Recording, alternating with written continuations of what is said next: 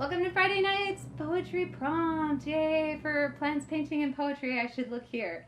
Because that's where you are, kind of. One day, when I'm like looking you in the eye. I don't know. Okay, so we are on to subsoil.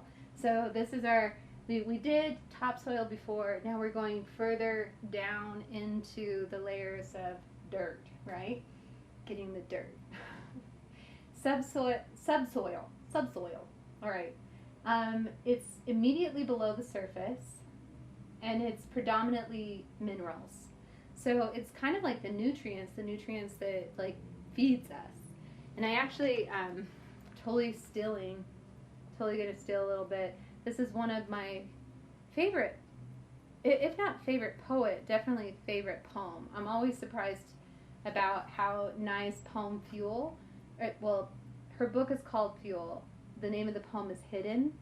And sometimes I'll be walking through my day, and for no good reason, like lines of this poem start, showing up, almost like a narration for what I'm doing. And so our prompt is based on this poem, Hidden. So, Hidden. If you place a fern under a stone, the next day it will be nearly invisible, as if the stone has swallowed it. If you tuck the name of a loved one under your tongue too long without speaking it, it becomes blood. Sigh. The little sucked-in breath of air hiding everywhere beneath your words. No one sees the fuel that feeds you. All right, it's that line. I think whenever I doubt whether or not I want to be a poet, this line brings me back to it. No one sees the fuel that feeds you. And I think there's something to this that it does. I mean, there's a depth to it, right? Of course, she's talking about the loved ones that we've lost, or the countries we had to, leave, or the countries that left us. The puppies that are locked outside, banging against the door again. Oh my gosh, I'm sorry, you guys. And so it's really difficult because it's such a deep quote with so much deep meaning. But what I also want to kind of point out is that there are things that are a lot lighter that also fuel us. Like that crazy little puppy out there that's just scratching like a little fuzzy demon to get in. I'm so sorry, I get so distracted. I know that I care about you too, but it's really hard because she's really cute. She's got like, I don't know, a little curly tail and stuff. So, okay. So this goes back to the prompt though. What is getting the day to go on? So we are here in quarantine. Let's be honest, some of these days are hard. Some of them are really hard. And there's weird things that are fueling us. Like for me, it ended up being YouTube. I never watched YouTube. I never even owned a TV until quarantine. And now I'm like in this world of odd, kitschy, like sort of narratives, Maybe it's, there's plants, obviously, like that's why we're doing this whole theme thing about plants.